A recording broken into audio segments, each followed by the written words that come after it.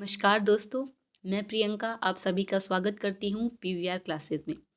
तो हमने एक सीरीज़ स्टार्ट की है जिसमें हम सीडीएस के पीवाईक्यूज़ हैं उनको सॉल्व करेंगे। इसी सीरीज़ में हमारा पहला लेक्चर रहेगा आज का, जिसमें हम ज्योग्राफी के जो 2025 में क्वेश्चंस पूछे गए हैं सीडीएस में उनको सॉल्व करेंगे। तो चलिए स्टार्ट करते हैं। देखिए, ये जो भी रहेंगे हमारी जो सीरीज़ रहेगी ना ये वाली, इसमें हम क्या करने वाले हैं, इसमें हम 2020 से लेके 2025 तक के जितने भी हमारे ज्योग्राफी के पीवाईक्यूज़ हैं उनको सोल्व करेंगे पहले, फिर अगेन दूसरा सब्जेक्ट उठाएंगे, उसी की सीक्वेंस में फिर हम थर्ड सब्जेक्ट ऐसे ही चलते रहेंगे। ओके, तो आज हमारा पहला लेक्चर है, चलिए देखते हैं। ये जो क्वेश्चंस हैं ये कौन से के हैं, 2025 सीडीएस 1 के हैं। ओके, जो हमारा सीडीएस 1 हुआ था 2025 में उसके क्वेश्चंस हैं सबसे पहले। तो चलिए देखते हैं। इसमें पूछा गया है सेकेंडरी वेव्स के बारे में।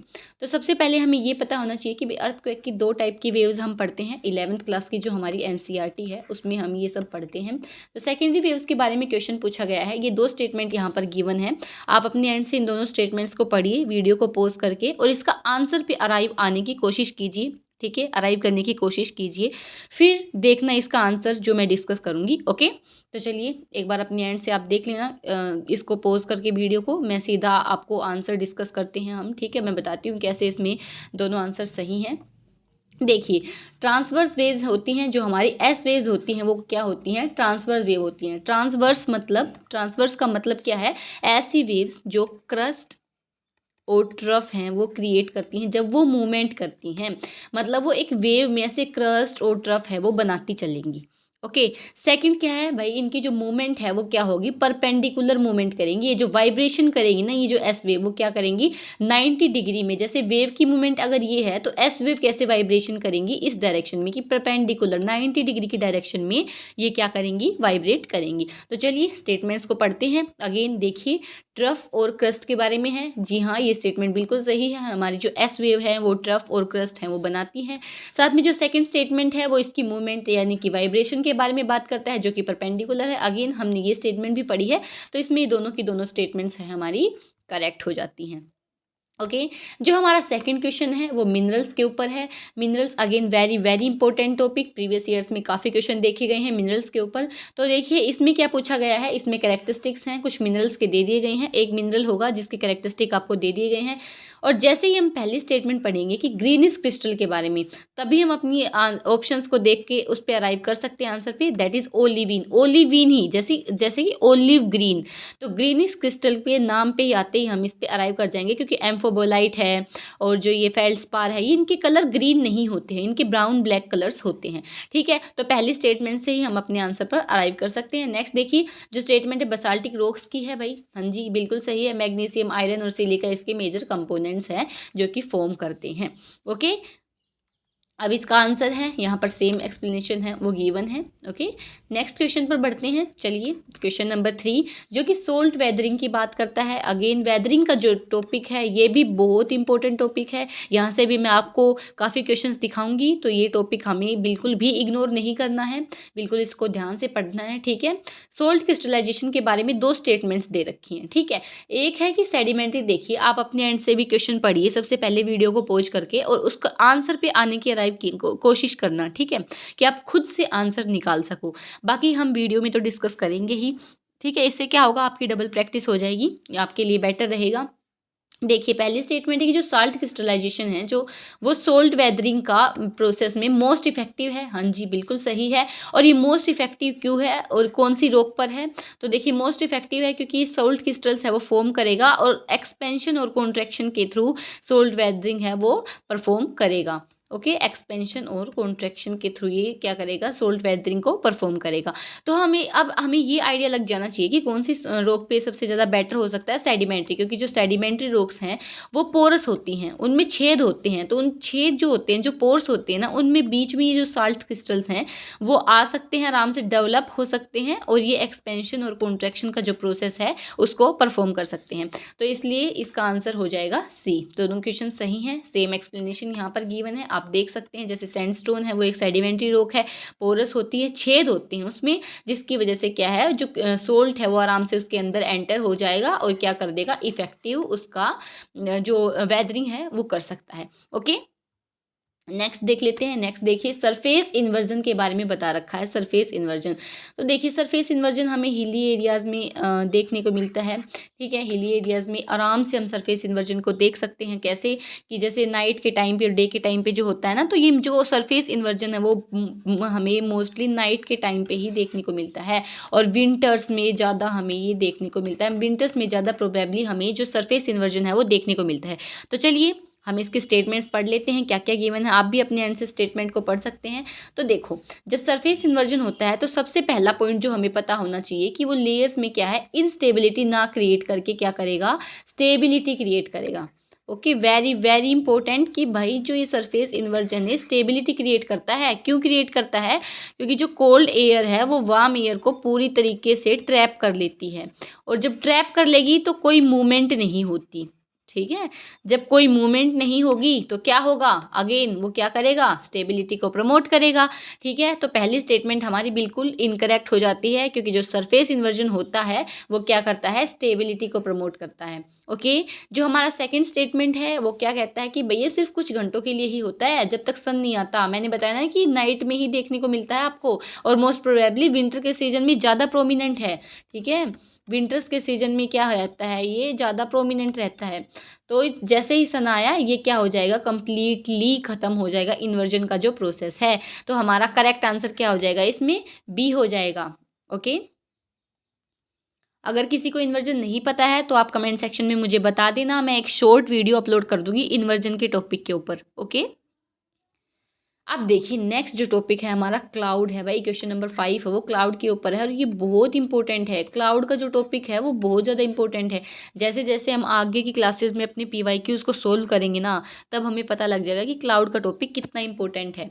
ठीक है, आप देखिए इसमें कुछ करेक्टरिस्टिक पूछ रखे कि कौन से क्लाउड के करेक्टरिस्टिक्स हैं। तो चलो आप भी अपने एंड से इसको सोल्व करने की कोशिश करो, बाकी मैं भी करती हूँ। देखिए, कॉटन वूल कीवर्ड्स पकड़िए सीधा। देखो, अगर ऐसे स्टेटमेंट्स है जिसमें छोटे छोटे हमें फॉर्मेट्स में स्टेटमेंट दे रखी हैं, तो हम सीधा कीवर्ड पकड़ेंगे। भी कॉटन वूल है, पैचेज में रहेगा, और हाइट ये दे दी। ठीक है, हाइट चलो एक दफ़ा हमें नहीं भी पता होगा तो भी हम इस क्वेश्चन को ईजिली बना पाएंगे। कैसे? क्योंकि NCERT जो हमने 11th की NCERT पढ़ी है ना, उस NCERT में डायरेक्टली गिवन है कि कॉटन वूल कौन है। क्यूमुलस जो क्लाउड्स हैं वो कॉटन वूल और पैचेज में मिलेंगे हमें। ओके, तो इसका करेक्ट आंसर क्या हो जाएगा, क्यूमुलस हो जाएगा। अगेन ये इसकी एक्सप्लेनेशन है, आप पढ़ सकते हैं फर्दर। देखिए क्वेश्चन नंबर 6 के ऊपर आते हैं। वो क्या कहता है, क्वेश्चन नंबर 6 है वो किसके बारे में पूछता है, टाइप ऑफ क्लाइमेट। कि आपको कुछ नीचे कैरेक्टरिस्टिक दिए गए हैं क्लाइमेट के, और उसमें आपको बताना है कि कौन सा टाइप ऑफ क्लाइमेट है। तो देखिए, temperature through out the year जो रहेगा क्या रहेगा, हाई रहेगा।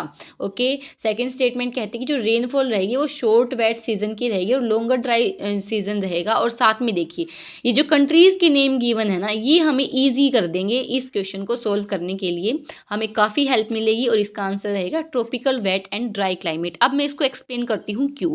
देखिए, मॉनसून जो क्लाइमेट है उसमें through out the year high temperature नहीं रहता है। इंडिया है मॉनसून क्लाइमेट को फेस करता है। ठीक है, मॉनसून क्लाइमेट हमारे इंडिया में देखने को मिलता है। हमें भी पता है कि भाई थ्रू आउट द जो ईयर है हाई टेम्परेचर नहीं रहता है। अब देखिए, मिड लैटिट्यूड स्टेपी में भी नहीं होगा। जो स्टेपी क्लाइमेट है उसका तो ये बिल्कुल भी फीचर नहीं है। Short wet season, longer dry season, और सूडान और जो पैराग्वे इसमें दे रखे हैं ना, ये हमारे ट्रॉपिकल रीजन में आते हैं। ठीक है, तो हमारा आंसर क्या हो जाएगा इससे, directly D, option D is the correct answer. देखिए, सवाना जो कह रखा है ना, सवाना ये किसका वर्ड यूज कर रखा है, सवाना। ट्रॉपिकल वेट जो ड्राई क्लाइमेट है इसको ही हम क्या कहते हैं, सवाना बोलते हैं। ओके, तो ये इसके लिए कह रखा है सवाना, कंफ्यूज नहीं होना है इस चीज़ से बिल्कुल भी। ओके, सूडान टाइप भी हम इसको कह सकते हैं, या सवाना टाइप भी हम इसको कह सकते हैं। और एक होता है हमारा स्टेपी टाइप। ओके, तो ये टाइप्स ऑफ क्लाइमेट है, इंपॉर्टेंट हो जाते हैं बहुत ज़्यादा, आपको पढ़ने अपनी टेक्स्ट बुक से। ओके, नेक्स्ट देखिए, अब इसमें कह रखा है कि सोल्ट बताने हैं सी वाटर में कौन सी प्रेजेंस है, लेकिन किस ऑर्डर में, असेंडिंग ऑर्डर में, बढ़ते हुए क्रम में, कि सबसे पहले सबसे कम बताएंगे, उसके बाद जो लास्ट रहेगा वो सबसे ज़्यादा रहेगा, मैक्सिमम रहेगा। ओके, तो वेरी वेरी इंपॉर्टेंट ये जो असेंडिंग ऑर्डर पूछ रखा है ना, बहुत इंपॉर्टेंट है।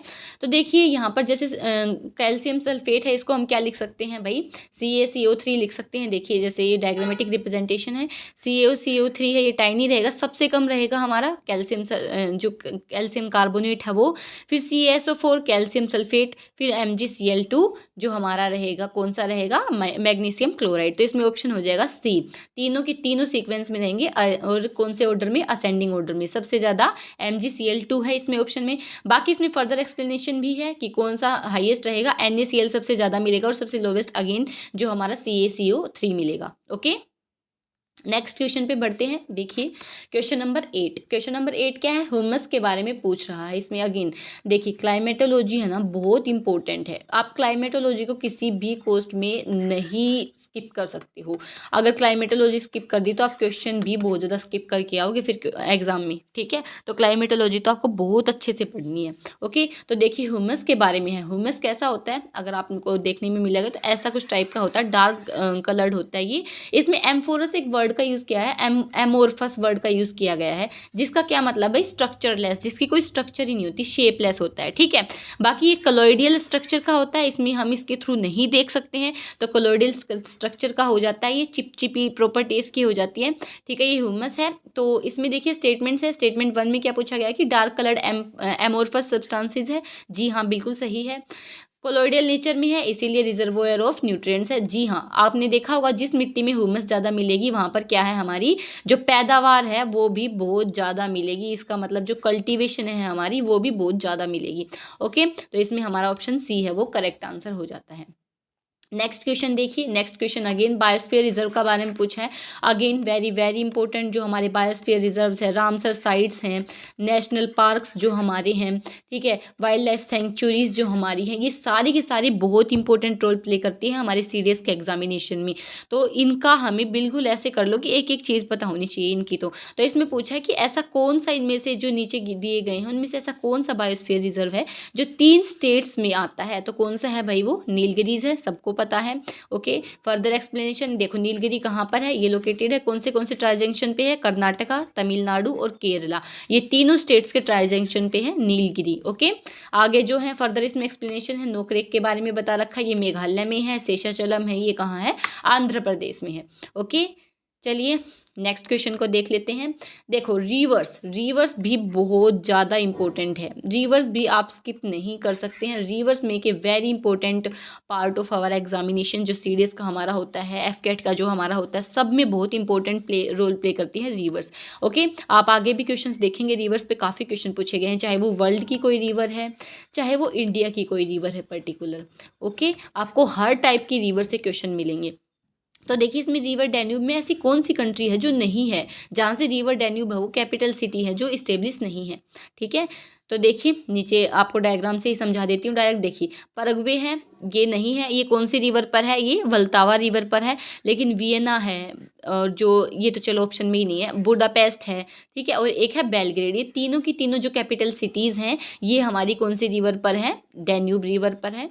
ओके, आपके लिए होमवर्क रहेगा कि आपको ये बताना है कि ये जो तीनों की तीनों सिटीज़ हैं ये हमारे कौन कैपिटल सिटीज़ हैं, कौन से जो हमारे कंट्रीज़ हैं उनकी कैपिटल हैं। ओके, और हेडक्वार्टर्स भी इसके साथ आप देख सकते हो कि कौन सी जो हमारी और इंटरनेशनल ऑर्गेनाइजेशंस हैं उनके जो हेडक्वार्टर्स हैं वो वियना में है, बुडापेस्ट में है, बेलग्रेड में है। ओके, ये अपनी एंड से आपके लिए क्या हो गया, हम होमवर्क हो गया। ओके, आपको करना ही है ये।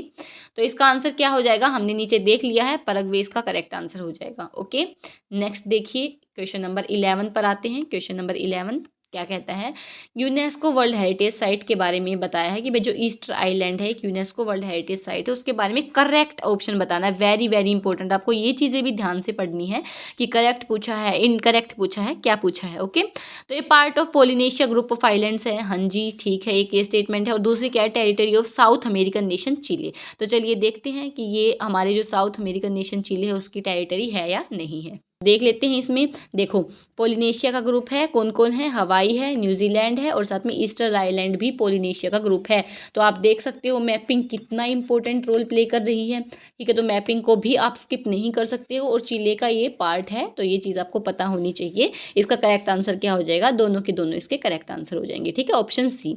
नेक्स्ट देखिए क्या है कि एंडेंजर्ड जो माउंटेन है गोरिल्ला, माउंटेन गोरिल्ला इसका नाम है, ठीक है। ये एंडेंजर्ड स्पीसीज है, एंडेंजर्ड स्पीसीज है माउंटेन गोरिल्ला। ये अफ्रीका के कौन से माउंटेन्स पर मिलती है, तो इसका करेक्ट आंसर क्या हो जाएगा, विरुंगा माउंटेन्स। ओके, ये आपको ध्यान रखना है कि विरुंगा जो माउंटेन्स है वो 3 कंट्रीज़ के ट्राई जंक्शन पर है।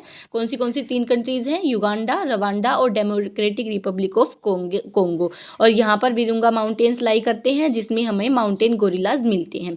Okay, very very important. ठीक है, जॉर्डन कंट्री के बारे में क्वेश्चन है। नेक्स्ट जो हमारा क्वेश्चन है वो किसके बारे में है? जॉर्डन कंट्री के बारे में। तो देखिए इसमें एक स्टेटमेंट है लैंड लॉक कंट्री। क्या हमें पता है कि जॉर्डन है वो गल्फ ऑफ अकाबा से कनेक्ट करता है?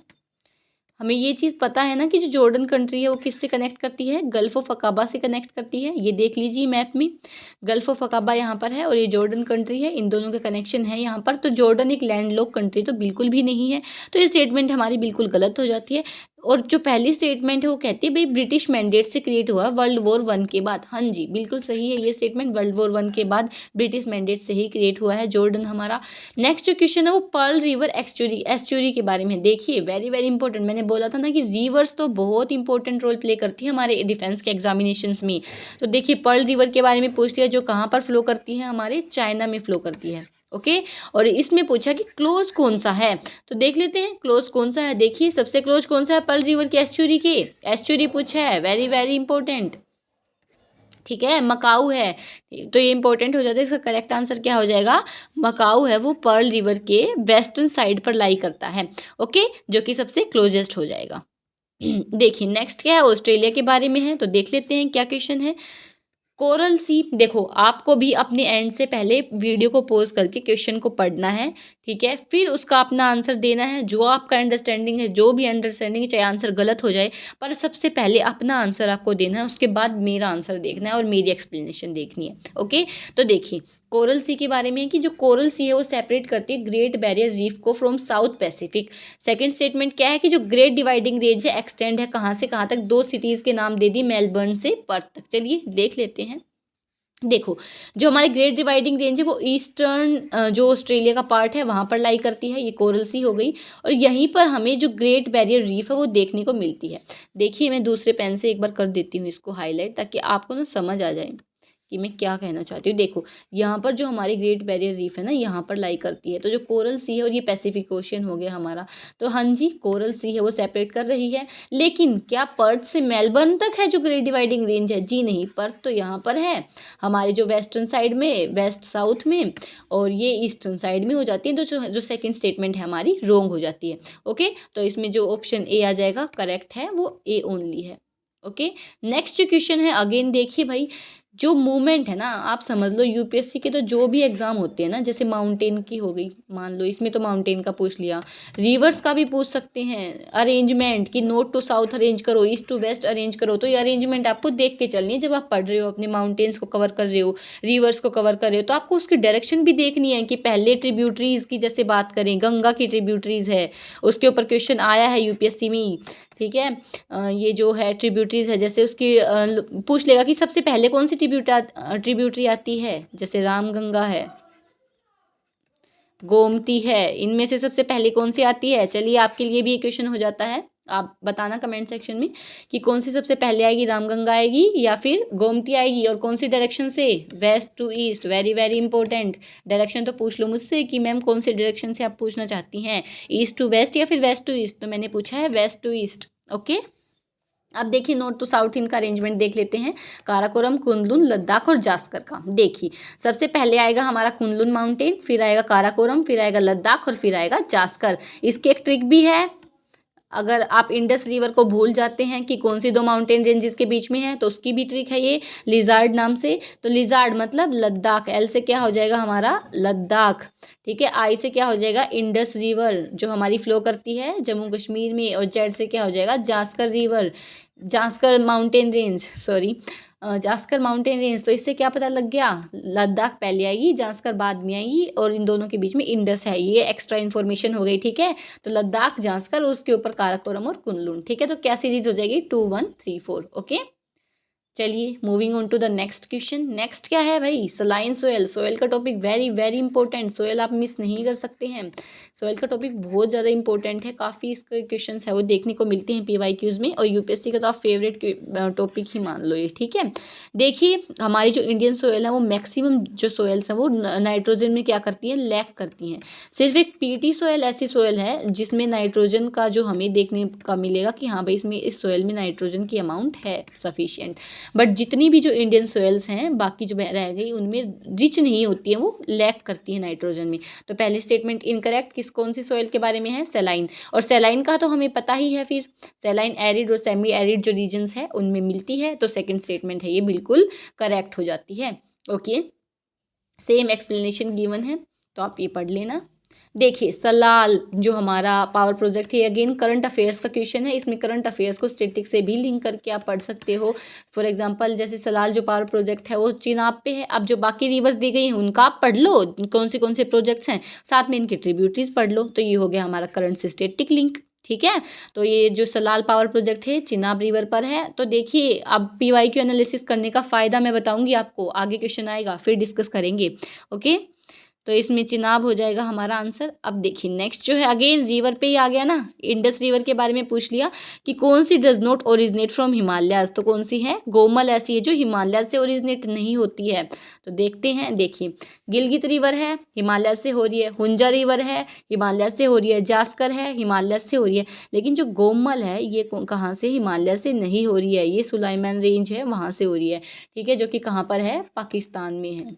ओके, अब देखिए तो ये कौन सी, अब आपका क्या है, आपका एक आपके लिए एक क्वेश्चन है कि ये जो ट्रिब्यूटरीज हम पढ़ रहे हैं, जो ये गोमल है, गिलगित हैं, ये कौन सी जो हमारी एक रिवर है उसकी ट्रिब्यूटरीज है, ये आपको बताना है। ये आपके लिए क्या हो गया, क्वेश्चन हो गया, जो आपको कमेंट सेक्शन में बताना है। ओके, नेक्स्ट देख लेते हैं। देखिए मिनिस्ट्री ऑफ माइंस ने एक रिपोर्ट निकाली थी 2023-2024 में, उसमें पूछ लिया कि भाई बॉक्साइट का जो मेजर प्रोड्यूसिंग स्टेट है वो कौन सा है। चलिए अब इसमें अगर आपको बेसिक नॉलेज भी होगी ना तो भी आप इस क्वेश्चन को, अगर आपने बेसिक में मिनरल्स पढ़े होंगे कि कौन से स्टेट कौन से मिनरल में हाईएस्ट प्रोड्यूसिंग है, तो अगर आपको अगर आपने इस रिपोर्ट को नहीं भी पढ़ा ना तो भी आप इस क्वेश्चन का आराम से आंसर दे देंगे, अगर बेसिक आपका क्लियर है तो, ठीक है।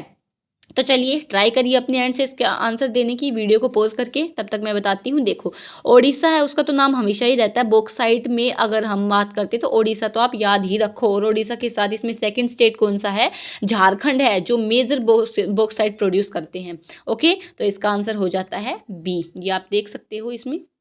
तो चलिए जो नेक्स्ट क्वेश्चन है वो हमारा पॉलिटिकल बाउंड्री के ऊपर क्वेश्चन पूछा गया है।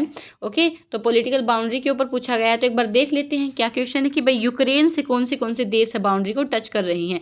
तो देख लेते हैं एक बार। देखिए बेलारूस है, लिथुआना कर रहा है क्या, लिथुआनिया नहीं कर रहा जी, ये पोलैंड करता है, स्लोवाकिया करता है, हंगरी करता है, रोमानिया करता है, मोल्दोवा तो देखो बिल्कुल यूक्रेन के अंदर ही बिल्कुल एम्बेडेड है, ठीक है। तो इसमें हमारा ऑप्शन कौन सा हो जाएगा, लिथुआनिया है, जो यूक्रेन के बॉर्डर से टच नहीं करता है। ओके, तो देखिए बहुत इंपॉर्टेंट हो जाता है ये। तो यहाँ पर हमारे 2025 की जो सीरीज 1 है वो होता है, ठीक है, कंप्लीट।